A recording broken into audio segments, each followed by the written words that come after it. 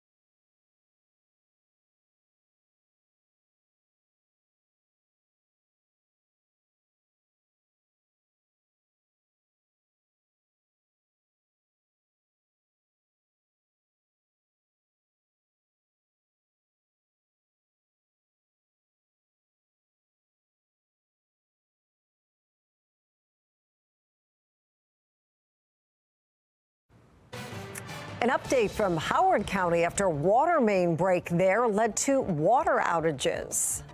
They just came out here in a selfless act, trying to defend me and my property. A carjacking turns deadly in Canton. Fox 45 News speaks with a man who witnessed his uncle take his last breath. And new court filings in Marilyn Mosby's upcoming federal trial. The step her attorneys are saying they want to skip if the case is moved out of Baltimore. Live from WBFF in Baltimore, this is Fox 45 News at 6.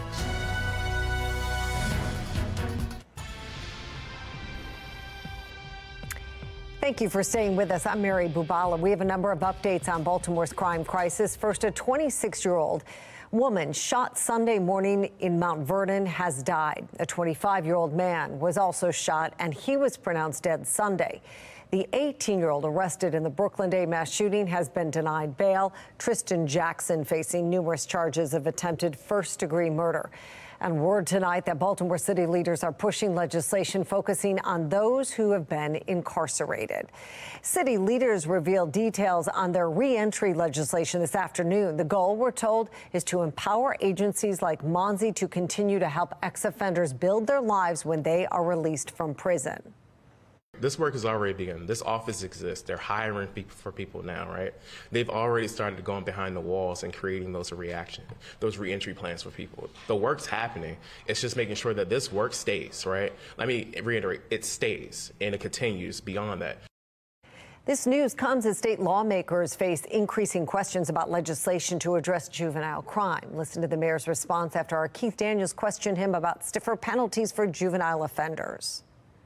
I think it's about this, Keith. I think that if you go into something with a predetermined answer, then you're not going into it to solve the issue. As I said, the system needs to be built from its entirety, right? I know that a lot of folks want to pigeonhole this into be about tougher sentences, but it's also about how about we do the basic things right. So the first thing that we're going to be asking is the stuff that we've already asked for. How about when someone's on home monitoring and they're not where they're supposed to be, local law enforcement and local partners should be able to effectuate getting those people, either if they're in violation of something else, like have a handgun or something like that, in the hands of the BPD. But if they're just in violation of being out, getting them to DJS and the folks that are supposed to be working with them. Let's start with that work. Let's make sure that when somebody is arrested for a shooting, for a carjacking, that they're actually held accountable for that. And that's how we can actually rehabilitate. If you just listen, I want to be very clear about this. Not every single young person that's arrested for something like this, sending them back home is not the solution for everyone. We have to make sure that we're putting the supports as we're holding them accountable to actually rehabilitate them. Not just sitting them in the box for 2 and 3 years, not just allowing them to just sit inside and learn how to, quote unquote, become better at what they were already doing. And that's why it's important that you hear me say that we have to build a system, and I know that our state partners are going to be working to do that. Well, next month, state lawmakers will be holding a hearing to address juvenile crime. That's not a special session and can't be used to enact new laws or change existing ones. Governor Moore told Fox 45 News he won't be calling a special session. That brings us to our question of the day. Is General Assembly responsible for the spike in juvenile crime? So far, 97% of those who voted said yes. To make your voice heard, head to foxbaltimore.com. Breaking overnight, a man was shot during a carjacking in southeast Baltimore. In Canton, police found the 33-year-old victim at the corner of McElderly Street and Lakewood Avenue, but say the actual shooting happened when someone tried to steal his car a couple of blocks away from the scene. Anybody with information on the shooting should contact Baltimore police. Now to the shooting in Canton. One carjacking turned deadly in Canton last week, and tonight Fox 45 News has new surveillance video showing what led up to that shooting. Alexa Ashwell spoke with a victim who witnessed his uncle's murder. The armed robbery that led to 57-year-old Daryl Benner's death just a half block from Canton Square caught on a neighbor's Ring camera. Watch as the suspect walking in the middle of the street suddenly turns around, pulls out a gun, and points it at the man in a white T-shirt. That man is Jeff Tyree, the nephew of Benner, who would be killed just minutes later. The one guy with the gun, started waving it in my face. And, he just told me, kick everything out of your pockets. So, natural instinct, being a father, I got babies, they need me. So I was like, here's everything, my phone, AirPods, wallet, car keys, take it. Also in this video on the far right of your screen is Tyree's car. This red Dodge Charger parked several yards away. Tyree says one of the armed suspects later started to get into his car when his uncle stepped in. He just came out here in a selfless act, trying to defend me and my property. He went into the yard, came back out with a BB gun as the dude was getting in my car and started my car. And that's when he confronted him. Then, I just heard the 4 shots. That's when I'm getting a call for a shooting. 1023 South Curly, male shot. My husband And he's like, I said, you need to sit down. He's like, he's been shot. He's like, and it doesn't look good. But he did take his final breaths laying in my lap. You know, covered in blood. Benner was pronounced dead at the scene, just steps from the home he shared with his wife and family. I can't believe that it actually happened. It still hasn't sunk in. I still can't believe he's gone. I just want him back. I just want to walk down in my basement and see him sitting in his chair and him saying, haha, the joke's on you. I got you, babe. That's just how he was. That's how we were. Benner's chair now marks where he lost his life. The spot decorated with flowers, candles, and purple and black balloons, a representation of his love for the Ravens and Baltimore. The family, heartbroken and frustrated, looking for more police and more action from city leaders to get the city's crime crisis under control. The brutality and, you know, the mentality of people, it's sickening. Doing whatever they want, and the car that they were in was stolen. It was another stolen vehicle. We're heartbroken, you know, we're devastated. He was a great guy. As for this investigation, no arrests have been made. In Canton, Alexa Ashwell, Fox 45 News. And according to Baltimore police this year, 177 people have been killed in the city. At the same time, 429 have survived being shot. Howard County Executive Calvin Ball says the entire impacted area now has water restored after a water main break last night in Elk Ridge. Ball says the break happened just after 3:30 yesterday afternoon at the Elk Ridge pumping station. The crack was about 3 feet long. Around 100,000 residents lost water for a brief time period, and now emergency crews are working to repair the water main. Continue to work on the pipe throughout the rest of this week. There may be times, particularly early in the morning or in the evening, when there may be lower water pressure. However, we're going to continue to work to ensure that we do have this pipe up to speed immediately. Ball says emergency crews will conduct a follow-up on the pipe repair this Wednesday night. Mary? Mackenzie, thank you. Well, here's our look at today's top trending stories. Number one, an officer with the Anne Arundel County Police Department is charged with assault. He's identified as Officer First Class Tyrell Thomas. He was arrested yesterday by Baltimore officers for the incident that happened Friday. No other details of the assault have been provided. He's suspended with pay. Thomas will be in court next month. Number two, the Baltimore teacher charged with sexual abuse will be detained until his federal trial. Last week, federal prosecutors arrested and leveled sex abuse charges against Christopher Bendon. He used to teach at the Gilman School, an all-boys school in Roland Park. The federal charges add 2 state charges. Detectives believe there are multiple victims in this case. Number three, the search for Rachel Morin's killer continues. Today, Fox 45 News learned there are talks to put out a reward for information on the killer. Over the weekend, the Harford County Sheriff's Office said it received about 175 additional tips. Right now, police are looking for a man they say killed the 37-year-old on the Bel Air Trail. Police do not know who he is. DNA from the murder scene matched a man wanted in Los Angeles for an assault of a child earlier this year. Well, new developments in the upcoming federal trial of Marilyn Mosby, the continued fight to move her case out of Baltimore. House Republicans taking aim at the Biden administration for its alleged role in convincing social media platforms to remove posts online. I'm Christine Frizzell with who they're now asking to speak to. And over the next few hours, temperatures go from the upper 80s to the low 80s. Then tomorrow, below average temperatures. I'll let you know how long to expect those lower temperatures in my full forecast.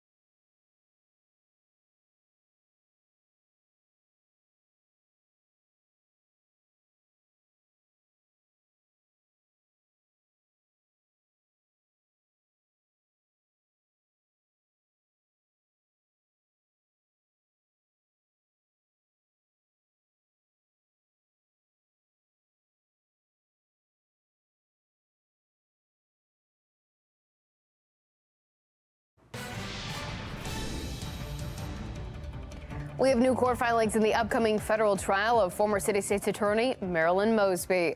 This is about her push to move the trial out of Baltimore to Greenbelt. Her attorneys say they don't believe she will get a fair trial in Baltimore today. They say they would be willing to speed up the jury selection process if the case is moved to Greenbelt. Jury selection is set to begin October 31st. Mosby is facing 4 federal charges, 2 counts of perjury and 2 counts of making a false statement on a mortgage loan application. We expect Mosby's lawyers to submit more court filings on a Wednesday. We'll keep you posted. Mackenzie, thank you. Live pictures of the U.S. Capitol in Washington, D.C. right now. House Republicans tonight have launched an investigation into alleged collusion between social media companies and the Biden administration. Looking at how much powerful social media platforms have become in the age of a pandemic and misinformation, top White House officials thought it necessary to constantly communicate with them. But were those actions a step too far? National correspondent Christine Frizzell live on Capitol Hill with more on that question tonight. Christine? Yeah, Mary, it's a question House Republicans have been raising for months, and many of them would say yes, that, the Biden administration has gone too far. Well, now they're digging deeper into just how far those communications between the White House and companies like, Facebook and Twitter, which has been renamed X, actually went. On Capitol Hill, a renewed push to better understand the role of the White House in suppressing speech online. House Judiciary Committee Chairman Jim Jordan publishing emails between the Biden administration and Facebook on Twitter, now called X. Responding to questions about why Facebook had been removing posts about the lab leak theory of COVID-19, a Facebook employee responds, quote, "Because we were under pressure from the administration.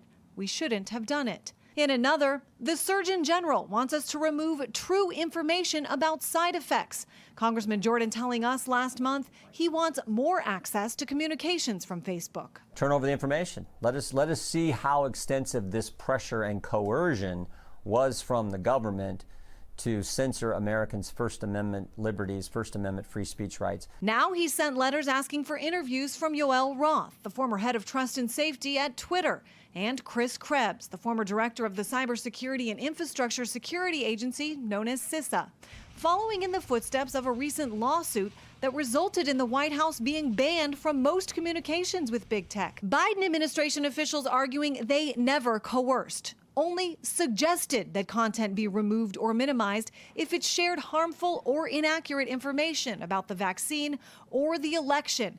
And they've argued the inability to share concerns could threaten national security. And we have consistently made clear that we believe social media companies have a critical responsibility to take account of the effects of their platforms that they have on the American people while making independent decisions about the content of their platforms. So that fine line between persuasion and coercion set to be front and center here on Capitol Hill as lawmakers really try to navigate this and set new parameters for what the White House can and cannot share with some of the most powerful companies in the world, Mary. And as you just showed us, it looks like Congressman Jordan, others already have access to some of the emails. How did those come out? Yeah, so this is all part of the lawsuit I mentioned in my story. This is filed by 2 Republican attorneys general that a federal judge recently sided with, saying, you know what, this should not have happened. Biden administration appealed that ruling, but you can bet we're going to learn a lot more about, the extent and why this content was removed. This is something, by the way, that happened under not only President Biden, but under President Trump as well. I think it's good to see the emails. National correspondent Christine Frizzell, thank you. Well, President Biden and the First Lady have arrived in Maui. They're meeting with survivors and first responders. Ahead of the visit, the president said he's committed to helping the island rebuild. Anger and frustration, meanwhile, continue to mount over the fire response. Residents blasting officials for not warning them sooner about the fire dangers and not doing more to help in its aftermath. There's a lack of trust because of the failure to communicate, the failure to provide services. There's a huge deficit in trust. Well, more than 100 people are confirmed dead as search and rescue or recovery efforts continue. Right now, you're taking a look over Baltimore and over Towson, where it's nice and dry. Notice on the HD radar around the entire region. Very, very quiet, but we're dealing with our latest weather maker, and that's going to change how it feels starting tomorrow. It's been a hot day. Currently, we sit at 91. It feels more like it's in the upper 90s, 97 for that heat index, with winds out of the northwest around 7 miles per hour, still mostly cloudy over Baltimore. Around the state, we're mainly seeing temperatures in the 80s and still a few spots in the 90s, but we will get some relief from the heat overnight. Our temperatures drop to the 60s and the 70s. Then tomorrow afternoon, our highs reach the mid-80s. That's going to keep us below average for this time of year. And this is all following a cold front that's currently moving south across our region. Behind that cold front, expect much lower temperatures. We'll wake up to mostly cloudy skies in the morning. Then for the afternoon, that sunshine finally returns. We are looking at a mostly quiet and mostly clear night. We start Wednesday with a mix of sunshine and clouds, partly cloudy for the afternoon, but we stay dry through the middle of the week. It's Thursday when we have our next chance for a few showers and storms, followed by more rain and storms on Friday, and then the weekend stays mostly dry into early next week. We're keeping watch on several areas in the Atlantic Basin as things start to heat up. The first is a Tropical Depression 9 expected to strengthen into a tropical storm before possibly making landfall on Tuesday in southern Texas. We're also keeping watch on Tropical Storm Franklin, which is expected to move over Hispaniola before emerging into the open Atlantic, where it could strengthen. There's Tropical Storm Gert, or Tropical Depression Gert, which is expected to weaken, and also this area that has a high chance of formation over the next 5 days, so certainly heating up. Coming up, I'll have a closer look at what to expect locally over the next 10 days in the exclusive 10-day forecast.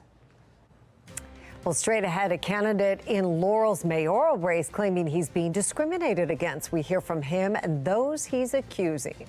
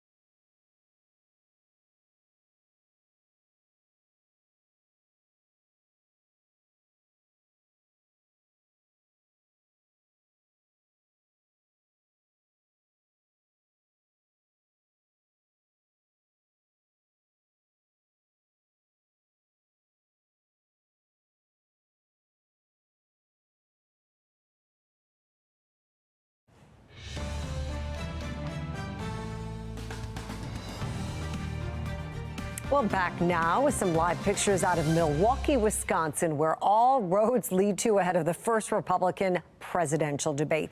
It is happening Wednesday night. Former President Donald Trump won't be attending. He was recently hit with election interfering charges in Georgia in the 2020 election. Without the front runner on stage, the other candidates hope to break from the pack.